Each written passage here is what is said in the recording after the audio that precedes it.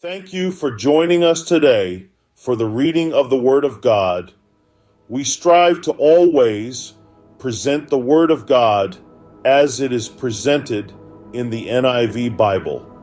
Keep us in your prayers as we pray for you all as we engage our Lord and Savior in this amazing journey in the reading of the Bible.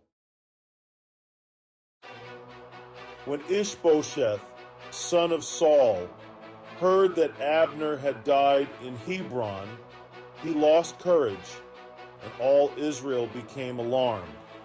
Now Saul's son had two men who were leaders of raiding bands. One was named Baanah, and the other Rechab. They were sons of Rimmon, the Beerothite, from the tribe of Benjamin.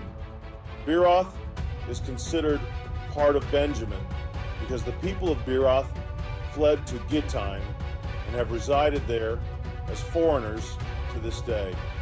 Jonathan, son of Saul, had a son who was lame in both feet. He was 5 years old when the news about Saul and Jonathan came from Jezreel. His nurse picked him up and fled, but as she hurried to leave, he fell and became disabled. His name was Mephibosheth. Now, Rechab and Baanah, the sons of Rimmon the Beerothite, set out for the house of Ishbosheth, and they arrived there in the heat of the day while he was taking his noonday rest. They went into the inner part of the house as if to get some wheat, and they stabbed him in the stomach. Then Rechab and his brother Baanah slipped away. They had gone into the house while he was lying on the bed in his bedroom. After they stabbed and killed him, they cut off his head. Taking it with them, they traveled all night by way of the Arabah. They brought the head of Ishbosheth to David at Hebron and said to the king, "Here is the head of Ishbosheth, son of Saul, your enemy, who tried to kill you. This day the Lord has avenged my lord the king against Saul and his offspring." David answered Rechab and his brother Baanah, the sons of Rimmon the Beerothite, "As surely as the Lord lives, who has delivered me out of every trouble, when someone told me Saul is dead and thought he was bringing good news, I seized him and put him to death in Ziklag. That was the reward I gave him for his news.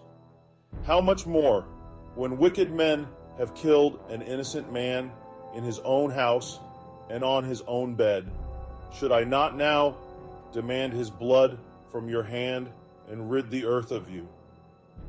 So David gave an order to his men, and they killed them. They cut off their hands and feet and hung the bodies by the pool in Hebron. But they took the head of Ishbosheth and buried it in Abner's tomb at Hebron. We invite you to take a moment and peruse the PDF attached to every video. These documents provide further enlightenment on the Word of God that we have covered together, and it underlines the importance of reading them for a deeper understanding. We send our blessings to you in the name of Jesus Christ, always.